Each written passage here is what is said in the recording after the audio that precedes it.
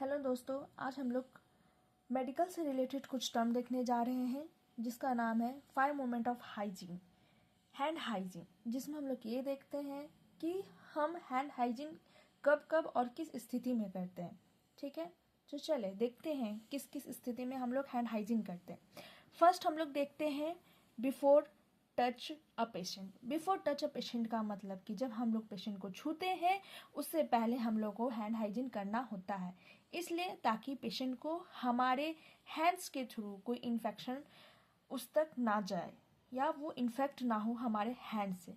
फिर सेकेंड हम लोग देखते हैं बिफोर क्लीनिंग एसेप्टिक प्रोसीजर।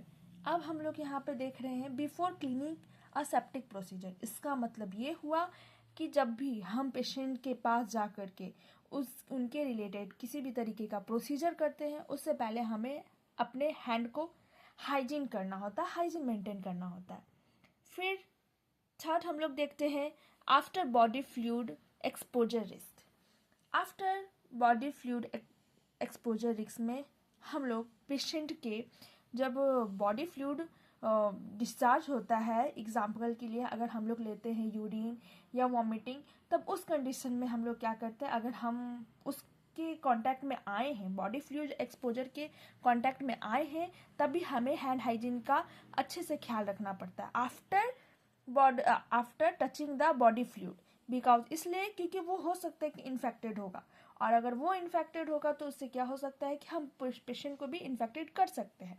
इसीलिए हमें ये खास ख्याल रखना होता है कि after body fluid exposure risk के वक्त भी हम लोग उसके आफ्टर हम लोग अपना हैंड हाइजीन करें। ठीक है, अगेन फिर हम लोग देखते हैं फोर्थ है आपका आफ्टर टचिंग अ पेशेंट। हाँ, आफ्टर टचिंग अ पेशेंट इसका मतलब ये हुआ कि जब हम लोग पेशेंट को छूते हैं उससे के बाद हम लोग को हैंड वॉश करना चाहिए। क्यों? क्योंकि हम जानते हैं कि पेशेंट इन्फेक्टेड है।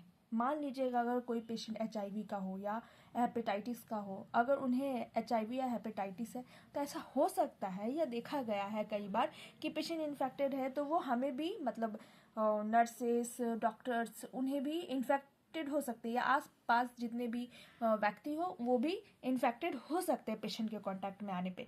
इसलिए हम लोग को क्या करना होता है, आफ्टर टचिंग या पेशेंट हम लोग का हैंड वॉशिंग, हैंड हाइजीन का अच्छे से ख्याल रखना होता है। और पांचवा हम लोग देखते हैं after touching a patient surrounding.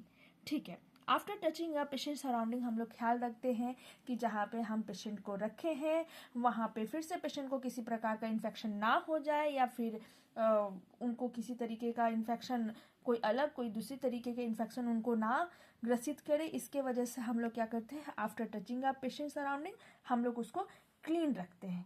ये मोमेंट हम लोग नर्सिंग में देखते हैं, 5 मोमेंट ऑफ हैंड हाइजीन। ये कई बार हमारे इंटरव्यू में भी पूछे जाते हैं, एग्जाम पर्पस पे भी पूछे जाते हैं। इसीलिए हमें 5 मोमेंट ऑफ हैंड हाइजीन को हमेशा ख्याल रख करके हॉस्पिटल में ड्यूटी करनी चाहिए। ठीक है, थैंक यू।